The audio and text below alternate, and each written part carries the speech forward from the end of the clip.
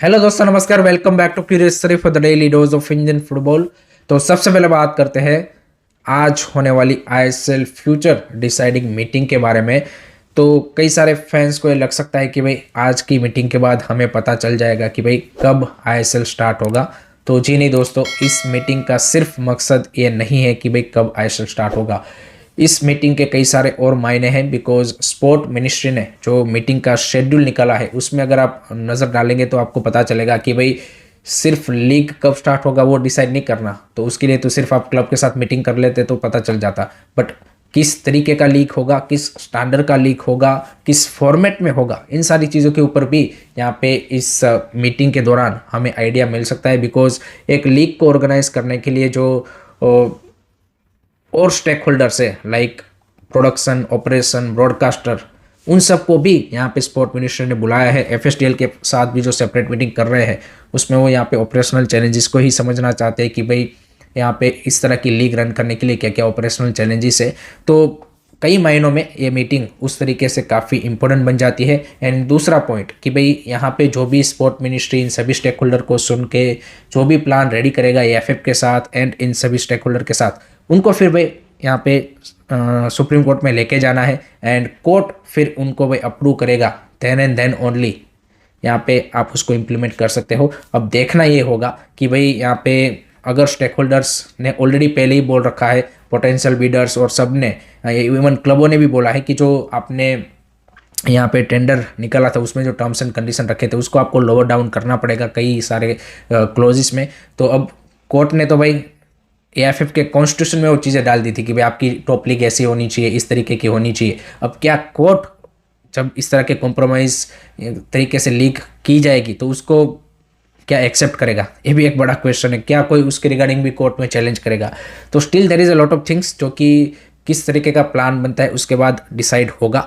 लेकिन एक जो मेरे को इनसाइड इन्फॉर्मेशन मिली है वो ये है कि एएफएफ का क्या प्लान है basically for this season league. यहाँ पे आई वुड नॉट से कि भाई नेक्स्ट 15 साल का जो उनका कमर्शियल पार्टनर के तौर पे कोई आएगा उनके साथ किस तरह से लीग रन होगा वो बात की बात है, क्योंकि अभी तक उनको कोई उस तरह का कमर्शियल पार्टनर मिला नहीं है।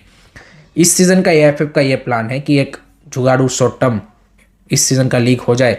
उसके लिए जैसे मैंने कुछ दिन पहले आपको एक्सक्लूसिव इन्फॉर्मेशन दिया था कि एक ब्रॉडकास्टर के तौर पे उन्होंने दूरदर्शन को पिक किया है एंड वो उन्होंने रिसेंटली जो आईएसएल क्लबों के साथ मीटिंग हुआ उसमें भी उन्होंने उनके सामने ये रखा था कि भाई दूरदर्शन को एज अ ब्रॉडकास्टर लाते हैं, टीवी पे वहाँ पे दिखाएंगे, वेव्स ओटीटी जो गवर्नमेंट का प्लेटफॉर्म है उसके ऊपर हम ओटीटी प्लेटफॉर्म में दिखा देंगे। ऑब्वियसली दूरदर्शन यहाँ पे कुछ पैसे दे देगा तो वो उससे हम प्रोडक्शन कॉस्ट कवर कर लेंगे।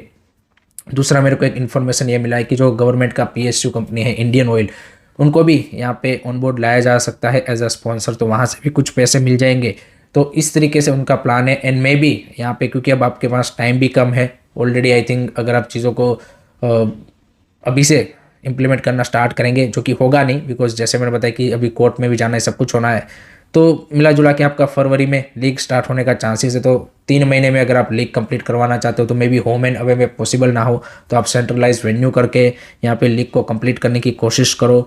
तो इस तरह की चीज़ें एएफएफ की ओर से एज अ बैकअप के तौर पे प्लान की जा रही है। उसके अलावा मैंने सुना है कि एक ऑपरेशनल चीज़ों को हैंडल करने के लिए भी वो कंपनी को लुकआउट कर रहे हैं and FSDL will obviously help them because FSDL का जो कॉन्ट्रैक्ट है वो 8 दिसंबर को अब ख़त्म हो रहा है। उसके बाद तो वो आगे कंटिन्यू करेंगे नहीं करेंगे उनका, उन्होंने भाई यहाँ पे टेंडर में इंटरेस्ट दिखाया था बट बिड नहीं किया था।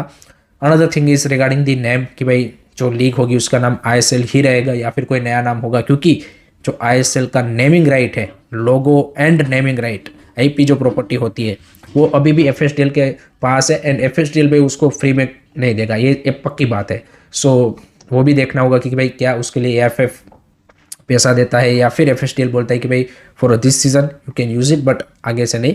तो इन सारी चीज़ों के ऊपर एएफएफ का इस तरह से एक प्लान बना है टू ऑर्गेनाइज अ जुगाड़ू लीग। अगर चीज़ें यहाँ पे बिल्कुल आपको कोई लॉन्ग टर्म कमर्शियल पार्टनर अभी नहीं मिलता तो इस तरीके से इस सीज़न का एक टूर्नामेंट बेस्ड लीग एएफएफ कर सकता है, बट उसके लिए भी आपको भाई कोर्ट से अप्रूवल लगेगा। सो लेट्स सी, यहाँ पे चैलेंजेस काफ़ी सारे हैं एएफएफ के सामने, स्पोर्ट मिनिस्ट्री के सामने, बट फाइनल यहाँ पे आउटकम क्या निकलता है एंड क्लब्स किस तरह से इन चीज़ों के ऊपर रिएक्ट करते हैं, कितने क्लब एग्री करते हैं, वो भी काफ़ी देखना इंटरेस्टिंग होगा। आपकी क्या ओपिनियन है, do let in the comment section.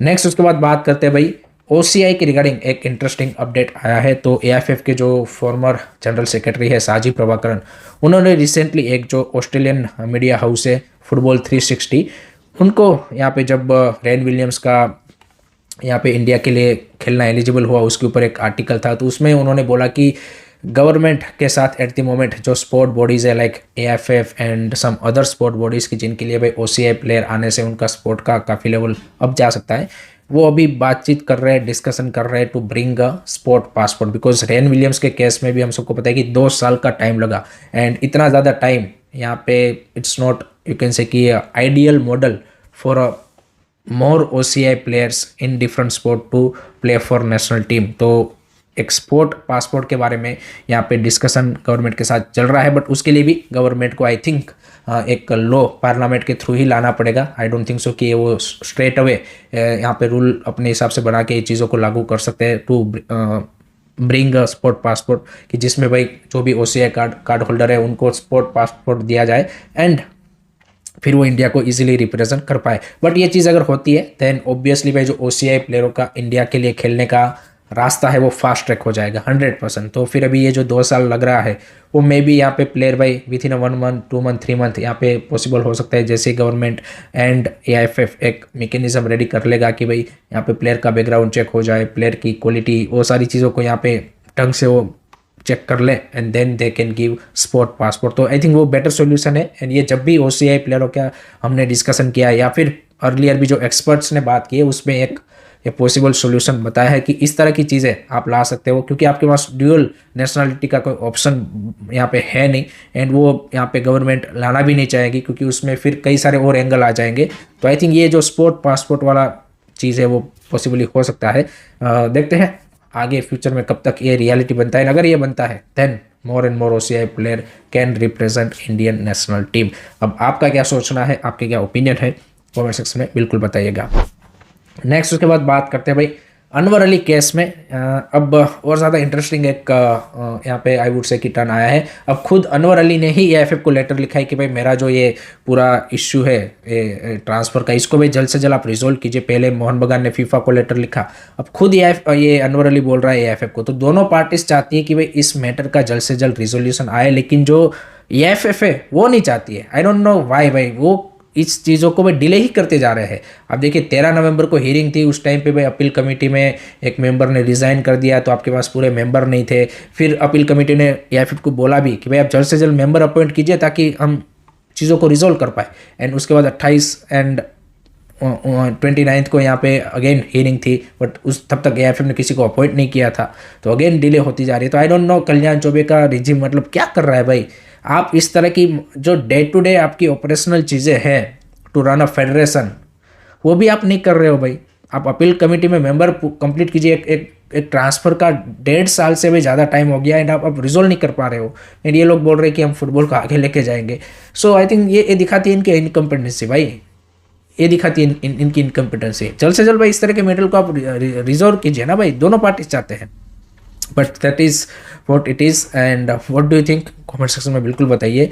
Last में बात करते हैं भाई, कल इंडिया अंडर-20 की वुमेन्स टीम ने अपना सेकंड फ्रेंडली मैच खेला अगेंस्ट उज्बेकिस्तान अंडर-20 एंड उसको 4-2 से वो जीत गए हैं। पहला मैच भी 1-0 से जीते थे, तो दोनों ही मैच में हमने उज्बेकिस्तान की अंडर-20 वुमेन्स टीम को हराया है। Good result for our under twenty girls and they need more and more competitive matches दोस्तों, बिकॉज खबर ये आई कि भाई आपका IWL में भी आपने जो इंडियन एरोस का टीम है उसको हटा दिया है। तो ये जो हमारी अंडर-20 की वुमेन्स टीम है इनमें से नो डाउट कई सारी प्लेयर IWL में बाकी क्लबों के लिए खेल रही है, तो वो तो वहाँ पे खेलेंगे, लेकिन I think they need a more and more competitive matches to prepare for the under twenty women's Asian cup, because वहाँ पे चैलेंज काफ़ी तगड़ा है। जापान, ऑस्ट्रेलिया जैसी टीमों को उनको फेस करना है, so it's not gonna be easy.